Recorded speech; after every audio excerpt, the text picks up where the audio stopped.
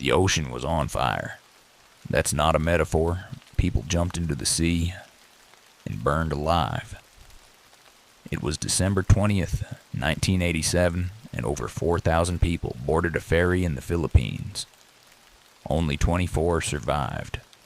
Mothers, children, entire families vanished in a flash of gasoline, steel, and flame.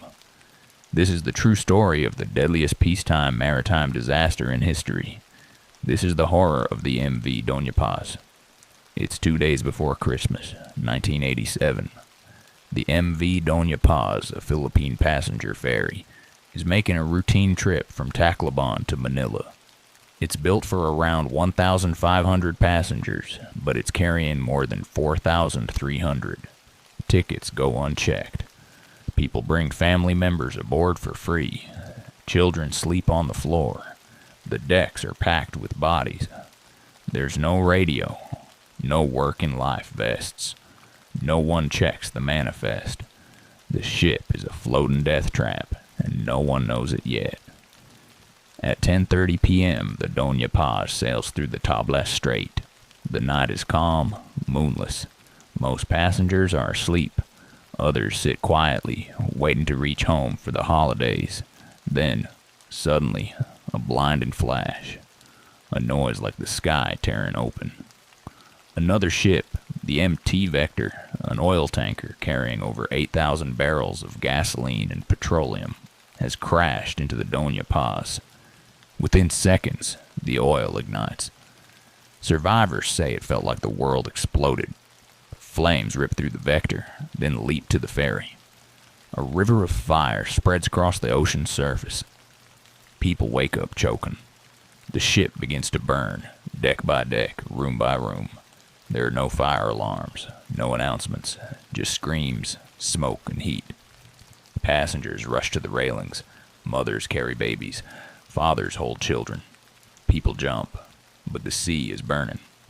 One survivor, Herminia Rances, later said, "I saw people diving into fire. Their hair caught first, then their clothes. They didn't sink. They screamed as they burned, floating like candles." Another survivor, a teenager named Rodolfo, told reporters, "I grabbed a piece of wood and jumped. I heard a girl next to me shout for her mother, and then the fire swallowed her."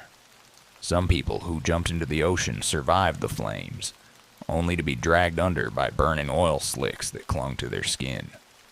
Others tried to swim, but the water boiled with fuel. The Doña Paz sank in less than 20 minutes. No distress signal was sent. The ship didn't even have a working radio.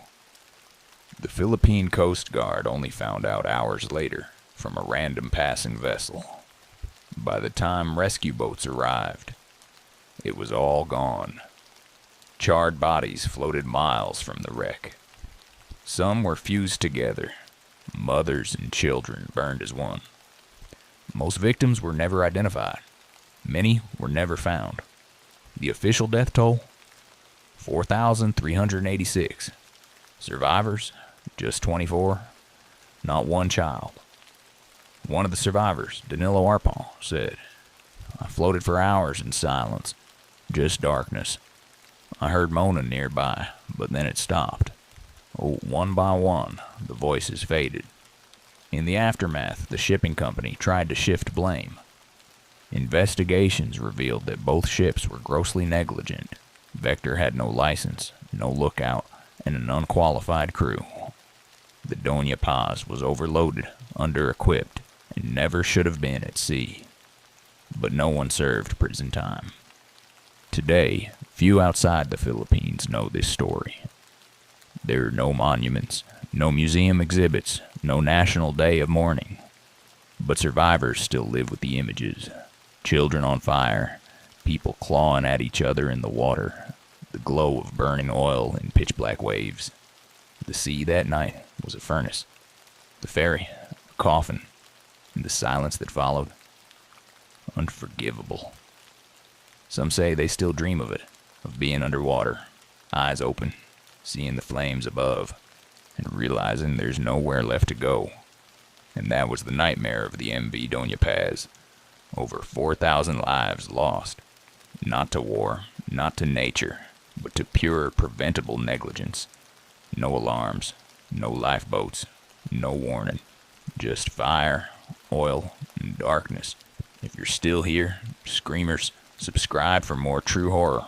Smash that bell. Comment below. What would you do if the water itself caught fire? This is Sleepy Screamer, signing off. But if you hear the sea whisper tonight, pray it isn't calling you down.